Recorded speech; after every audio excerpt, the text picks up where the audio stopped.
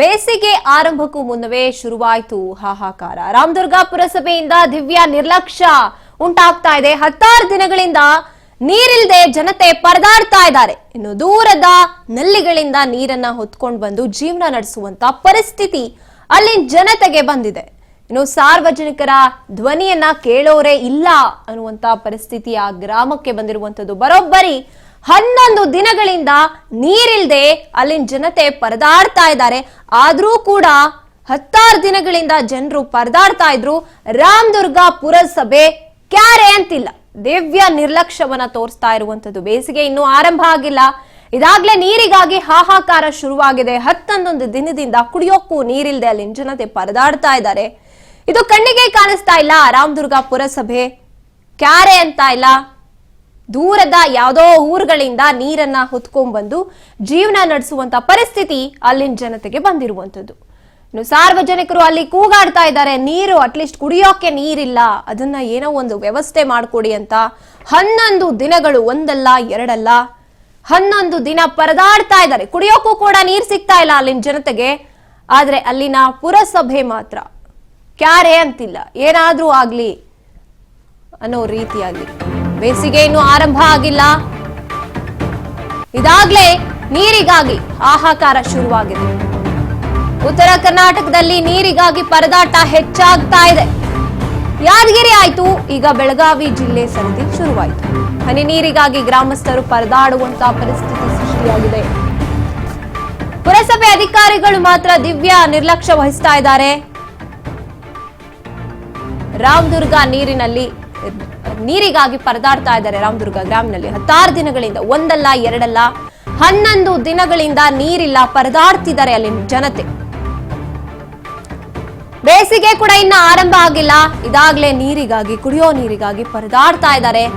ಆದ್ರೆ ಅಲ್ಲಿನ ಅಧಿಕಾರಿಗಳು ಮಾತ್ರ, ಪುರಸಭೆ ಅಧಿಕಾರಿಗಳು ಮಾತ್ರ ಕ್ಯಾರೆ ಅಂತಿಲ್ಲ, ನಮಗೂ ಇದಕ್ಕೂ ಸಂಬಂಧನೇ ಇಲ್ಲ ಅಂತ ಕಣ್ಮುಚ್ಚಿ ಕೂತಿದ್ದಾರೆ. ಹನಿ ನೀರಿಗಾಗಿ ಹಾಹಾಕಾರ ಶುರುವಾಗಿದೆ. ಆದ್ರೆ ಪುರಸಭೆ ಅಧಿಕಾರಿಗಳಿಗೆ ಮಾತ್ರ ಜನರ ಕೂಗು ಕೇಳಿಸ್ತಾ ಇಲ್ಲ.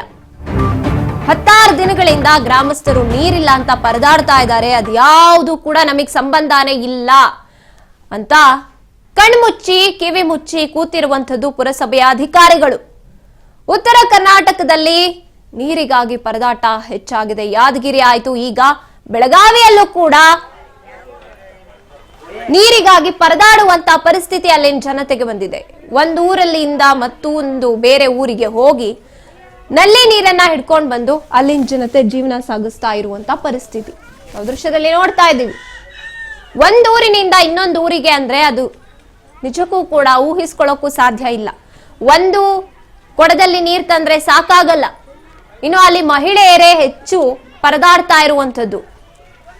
ಅಡುಗೆ ಮಾಡ್ಬೇಕಾಗಿರುತ್ತೆ, ಮಕ್ಕಳನ್ನ ಶಾಲೆ ಸ್ಕೂಲು ಈ ತರ ಕಳಿಸ್ಬೇಕಾಗಿರುತ್ತೆ.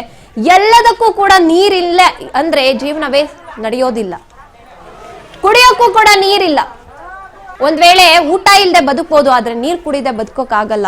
ಆದ್ರೆ ಅಲ್ಲಿನ ಪುರಸಭೆ ಅಧಿಕಾರಿಗಳು ಮಾತ್ರ ನಮಗೂ ಇದಕ್ಕೂ ಸಂಬಂಧನೇ ಇಲ್ಲ ಅಂತ ಕಣ್ಮುಚ್ಚಿ ಕೂತಿರುವಂತದ್ದು. ಹಾಗಿದ್ರೆ ಅವರು ಯಾಕೆ ಅಧಿಕಾರಿಗಳಾಗ್ಬೇಕಿತ್ತು? ಅವರು ಜನರ ಸಮಸ್ಯೆಗೆ, ಅದರಲ್ಲೂ ಕೂಡ ನೀರಿನ ಸಮಸ್ಯೆ ನೋಡ್ರಿ. ಎಷ್ಟು ದಿನ ಆತ್ರಿ? 15 ದಿನ ಆತ.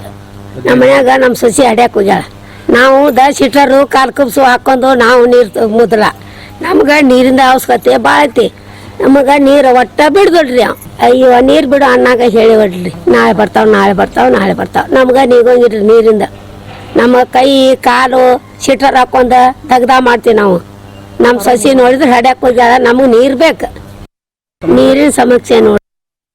ಇಲ್ಲೇ ಭಾಗ್ಯನಗರ ಕಡೆ ನೀರು ಇಲ್ರಿ. 15 ದಿನ ಆತ್ರಿ. ನೀರು ಬಿಡಲ್ಲ. ಫೋನ್ ಹಚ್ಚಿದ್ರೆ ಈಗ ಟಾಕೆ ತರಿಸ್ತೀವಿ, ಆ ಟಾಕೆ ತರಿಸ್ತೀವಿ ಅಂತ ಹೇಳ್ತಾರ್ರಿ. ಬರೀ 1 ಟಾಕೆ ಬಿಟ್ಟಾರ್ರಿ. ಇಲ್ಲಿ 15 ದಿನ ಗಂಟ್ಲೆ ನಾವ್ ಏನ್ ಮಾಡಿದ್ರು ನೀರ ಸಾಲಿಗೆ ಹೋಗೋ ಮಕ್ಕಳ್ರಿ, ಗಂಡು ಒಳಗೆ ದುಡಿಯಾಕ ಹೋಗಿರ್ತಾರ ಊರ್ ಬಿಟ್ಟು. ನಾವ್ ಹೆಣ್ಮಕ್ಳು ಏನ್ ಮಾಡ್ಬೇಕ್ರಿ? ಮನ್ಯಾಗ ಬಿಟ್ಟು ಕೆಲಸ ಬಿಟ್ಬಿಟ್ಟು ಇಲ್ಲಿ ಕುಂದ್ರದಾಗೈತ್ರಿ.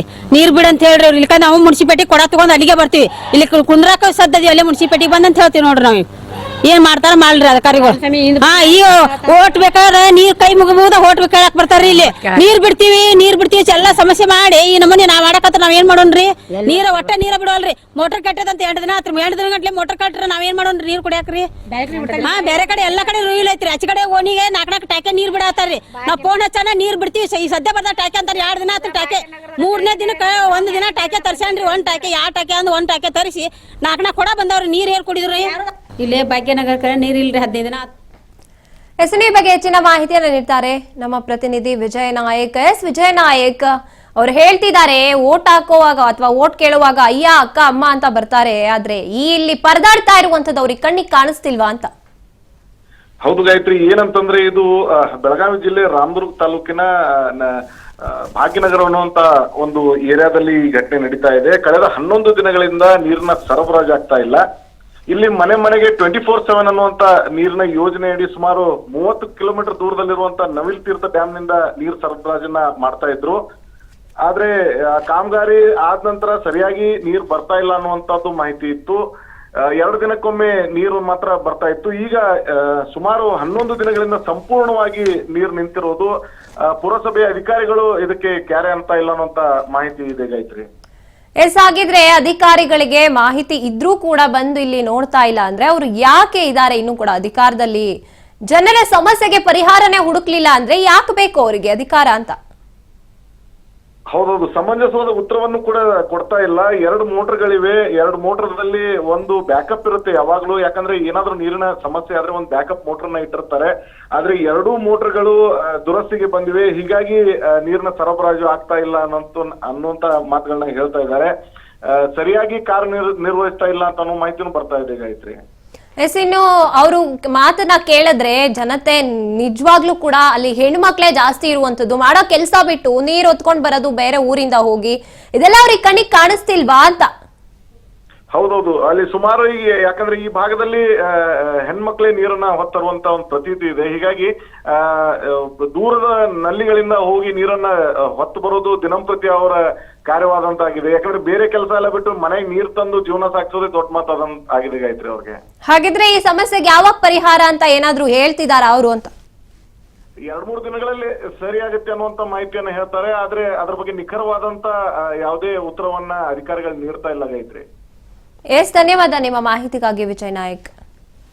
ನಮ್ಮ ಪ್ರತಿನಿಧಿ ಹೇಳ್ದ ಹಾಗೆ ಯಾವುದೇ ರೀತಿಯಾಗಿ ನೀರ ಬಂದಿಲ್ಲ. ಇಲ್ಲೆಲ್ಲ ಕುಡಿದ ನೀರಿಗೆ ಪ್ರಾಬ್ಲಮ್ ಭಾಳ ಆಗೈತೆ. ಯಾಕಂತಂದ್ರೆ ಇಲ್ಲಿ ಯಾರು ಫಿಲ್ಟರ್ ನೀರು ಕುಡಿಯೋರಿಲ್ಲ. ಇಲ್ಲೆಲ್ಲ ಇದೇನಪ್ಪ ಅಂದ್ರೆ ಒಂದು ಹಳ್ಳಿ ಗಾಡಿದಂಗೆ ಇತ್ತು. ಬಟ್ ಈ ಪುರಸಭೆ ಸೇರಿಸ್ಕೊಂಡಿಂದ ಇಲ್ಲಿ 24x ನೀರು ಕುಡ್ದೇನಂದಿದ್ರು. ಅದು ನೀರು ಏನಪ್ಪ ಅಂದ್ರೆ ಕಲೆಕ್ಷನ್ ಕೊಟ್ಟಿಲ್ಲ. 15 ದಿವಸಕ್ಕೊಮ್ಮೆ 8 ದಿವಸಕ್ಕೊಮ್ಮೆ ನೀರು ಬಿಡಾಕತ್ತಾರ. ಈಗ ಹಿಂಗೆ ಬಿಟ್ಟರೆ ಯಾವಾಗ ನೀರು ಕುಡಿದು ಮನುಷ್ಯರು ಹೇಳ್ರಿ ಯಾರು ಕುಡಿತಾರೆ? 15 ದಿವಸದ ನೀರು ಯಾರು ಕುಡಿತಾರೆ? ಮನ್ಯಾಗ ತುಂಬಿಟ್ಟಿದ್ದು ನೀರು 15 ದಿವಸ ಗಂಟ್ಲೆ ಇಟ್ಟಿದ್ದು ನೀರು ಯಾರು ಕುಡಿತಾರೆ? ಯಾರು ಕುಡಿದಿಲ್ಲ. ಅದಕ್ಕೋಸ್ಕರ ಏನಪ್ಪ ಅಂದ್ರೆ ಕಂಟಿನ್ಯೂ ನೀರು ಬಿಡೋಂಗೆ ಮಾಡ್ಬೇಕು ನಮಗೆ. ಇಲ್ಲಿ ದಯವಿಟ್ಟು ನೀರಿನ ಸಮಸ್ಯೆ ಭಾಳ ಆಗೈತಿ. ಜಳಕಕ್ಕೆ ಬಂತು ಅಥವಾ ನಮ್ಮದು ಯೂಸಿಗೆ ಬಂತು ನೀರಿನ ಭಾಳ ಅಂದ್ರೆ ಭಾಳ ಅನಾನುಕೂಲ ಆಗೈತಿ. ಅದರ ಸಂಬಂಧ ಏನು ಇದಕ್ಕೆ ಸಂಬಂಧಪಟ್ಟ ಅಧಿಕಾರಿಗಳು ಏನದಾರಲ್ಲ ಅವ್ರು ಎಚ್ಚೆತ್ತುಕೊಳ್ಬೇಕಂತ ಹೇಗೆ ಅವ್ರಿಗೆ ಕೇಳ್ಕೊತೀವಿ. ದಯವಿಟ್ಟು ಇಲ್ಲೇನಪ್ಪ ಅಂತಂದ್ರೆ ನೀರಿನ ಸೌಕರ್ಯ ಆಗ್ಬೇಕು ರೀ. ಎಲ್ಲ ಬಡಬಗ್ರು ಅದಾರ, ಎಲ್ಲರೂ ಕೆಲ್ಸಕ್ಕೆ ಹೋಗೋರು ಅದಾರ. ಅದನ್ನ ಬಿಟ್ಟು ಕ್ಯಾಸ ನೀರು ದಿವ್ಸ ಗಂಟ್ಲೆ ನೀರು ತರಕ್ಕೆ ಆಗೋದಿಲ್ಲ ಯಾರಿಗೆ. ಅದರ ಸಂಬಂಧ ಏನಪ್ಪ ಅಂತಂದ್ರೆ ಕರೆಕ್ಟ್ 2 ದಿವಸಕ್ಕೆ ಹಾಕ್ಬಿಡೋಲ್ರಾಗ ಕರೆಕ್ಟ್ ನೀರು ಬಿಡು ಅಂತ ಹೇಳ್ರಿ. 1 ತಾಸು ನೀರು ಬಿಡಲಿ ಅವ್ರು ಸಾಕು. ನಮ್ಗೆ 1 ತಾಸು ನೀರು ಬಿಟ್ಟರು ನಮ್ಗೆ ಏನಪ್ಪ ಅಂದ್ರೆ ನೀರು ಸಾಕಾಗ್ಬಿಟ್ಟು ತುಂಬ್ಕೊಂತೀವಿ. ಅಷ್ಟರೊಳಗೆ ಎಲ್ಲರೂ ಮನೆಗೆ ನಳ ಅದಾವ್ರಿ. ಎಲ್ಲ ನೀರಿನ ಟ್ಯಾಕ್ಸ್ ಕಟ್ಟಿಸ್ಕೊಂತಾರೆ. ಪುರಸಭೆ ಒಳಗೆ ಎಲ್ಲ ಮಾಡ್ತಾರೆ. ಇದ್ರ ಬಗ್ಗೆ ಯಾವ ಅಧಿಕಾರಿಗಳು ಎಚ್ಚರಿಕೊಂಡಿಲ್ಲ. ಯಾವ ಅಧಿಕಾರಿಗಳು ಏನಪ್ಪ ಅಂತಂದ್ರೆ ಬಂದ್ ಕ್ಯಾಸ ಯಾರಿಗೆ ನೀರು ಬರ್ತಾವೆ ಯಾರಿಗಿಲ್ಲ ಯಾರೂ ಚೆಕ್ ಮಾಡೋದಿಲ್ಲ ರೀ. ಅವ್ರು ನೀರು ಬಿಡೋರಂತೂ 1 ಹೇಳಂದ್ರೆ 9 ಹೇಳ್ಕೊಂತ ಹೋಗಿಬಿಡ್ತಾರೆ. ಹೆಂಗಪ್ಪ ಅಂತಂತಂದ್ರೆ ಈಗ ಮೋಟ್ರ್ ಸುಟ್ಟು 8 ದಿವಸ ಆತಂತ್ರಿ. 8 ದಿವಸ ಗಂಟ್ಲೆ ಅಧಿಕಾರಿಗಳು ಏನು ಮಾಡತ್ತಾರೆ? ಹೆಂಗಂದ್ರೆ 8 ದಿವಸ ಗಂಟೆ ನೀರು ಇಲ್ಲ ನಮ್ಮ ಕುಡಿಯೋಕೆ. ಏನು ಮಾಡಿದ್ರಿ ನಾವು? ಏನು ಕುಡಿದಂಗೆ ಅಂತಂದ್ರೆ ಇದು ಎಚ್ಚೆತ್ಕೊಳ್ಳಿಲ್ಲ ಅಂದ್ರೆ ಮುಂದೊಂದು ದಿವಸ ಏನಪ್ಪ ಅಂದ್ರೆ ಉಗ್ರ ಹೋರಾಟ ಮಾಡೋಕ್ಕೂ ರೆಡಿ ಇದೀವಿ ನಾವು. ನಮ್ಮ ಭಾಗ್ಯನಗರ ಹೊತ್ತಿಂದ ಎಲ್ಲರೂ ಬಂದು ಕೆಲಸ ಹೆಣ್ಮಕ್ಳಾಗಲಿ ಗಂಡ್ಮಕ್ಳಾಗಲಿ ಮರಿ ಮಕ್ಕಳೆಲ್ಲ ತೊಗೊಂಬಂದು ಪುರಸಭೆ ಮುಂದೆ ಕುಂತು ಬಿಡ್ತೀವಿ. ಎಲ್ಲ ಕೊಡ ಎಲ್ಲ ತೊಗೊಂಬಂದು ಕೆಲಸ ಹಂಗೆ ಆಗ್ಬಾರ್ದಪ್ಪ ಅಂತಂತಂದ್ರೆ ಕರೆಕ್ಟ್ ನೀರು ಬಿಡೋದಾಗಲಿ ಕರೆಕ್ಟ್ ಏನಪ್ಪ ಟೈಮ್ ಟೈಮ್ ನೀರು ಬರ್ಬೇಕು ನಮಗೆ. ಇಲ್ಲ ಅಂತಂದ್ರೆ ಮುಂದೆ ನಮ್ದು ಏನೈತಿಲ್ಲ ನಾವು ಅದನ್ನು ಮಾಡಕ್ಕೆ